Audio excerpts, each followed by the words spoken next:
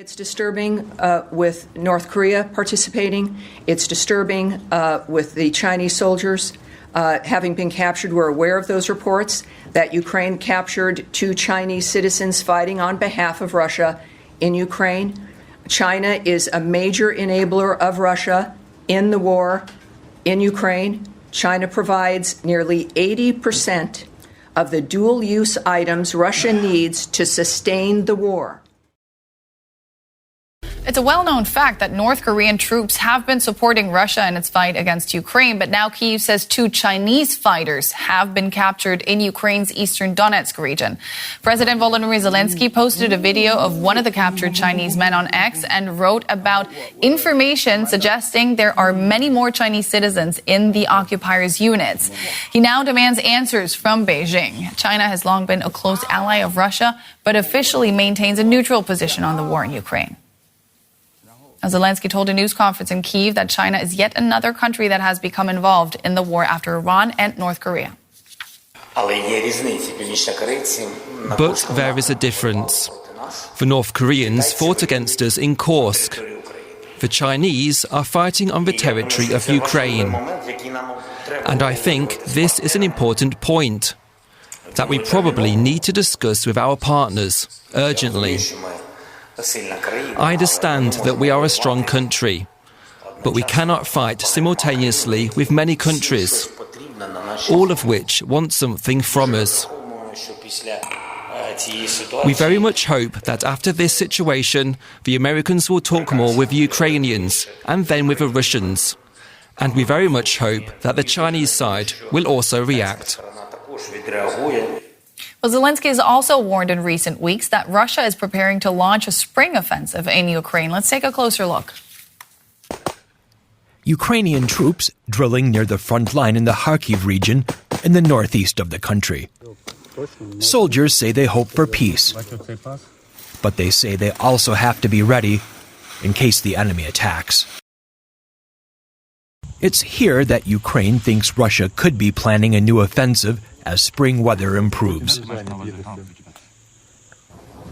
President Volodymyr Zelensky, speaking in Paris last month, said Russia was dragging its feet on ceasefire talks in order to seize as much land as possible before coming to the table. Russia rejects a complete ceasefire. The message is clear. Russia wants the war to continue. It's dragging it out. President Vladimir Putin, for his part, says Russia continues to make gains. We're advancing, maybe not as quickly as some would like, but persistently nevertheless. We are confident that we are getting closer to achieving all the aims of our special military operation. Russia's 20% of Ukraine's pre-war territory. Russia tried last year to make inroads along the northeastern front near Kharkiv and the smaller city of Sumy. Ukraine's surprise counteroffensive in Russia's Kursk region forced the Kremlin to change its plans. Redrawing the map is one of the Kremlin's key demands at any future negotiations to end the war. And Putin may be thinking, the more land Russia can grab, the more Russia will be able to keep. Mark Kansian is a retired colonel of the U.S. Marine Corps. He's now a senior advisor on defense and security at the Center for Strategic and International Studies. Welcome back to the day, Mark. I want to start with your reaction to Ukraine capturing 2 Chinese citizens fighting for Russia. What do you make of that? It's probably 2 individuals who were lured by the high pay that Russia is offering to foreign nationals.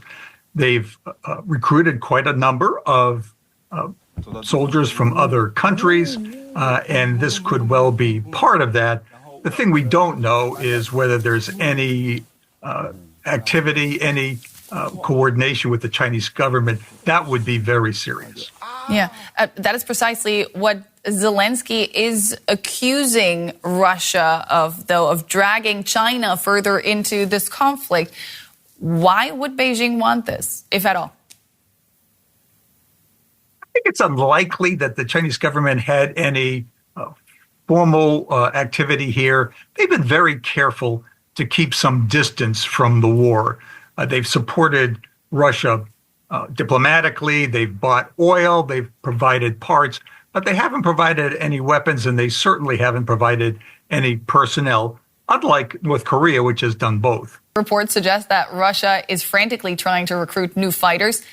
What shape is the Russian military in right now?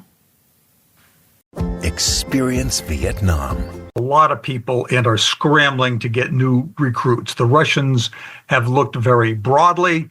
They've offered large salaries, comparatively large salaries, to foreigners who will fight in their army, and they also get Russian citizenship. That may have been one of the things that attracted these Chinese recruits, but they're recruits from many other countries. They've offered a lot of money to domestic recruits. They've tried to encourage conscripts to sign up as volunteers for longer terms of service. They've approached some of their allies and partners nearby to see if maybe they would encourage recruits. They've been very reluctant to authorize another partial mobilization. They did that 2 years ago. It was quite successful in producing recruits. It was very chaotic, and many of them became casualties, but it did fill the ranks, but it was politically very unpopular.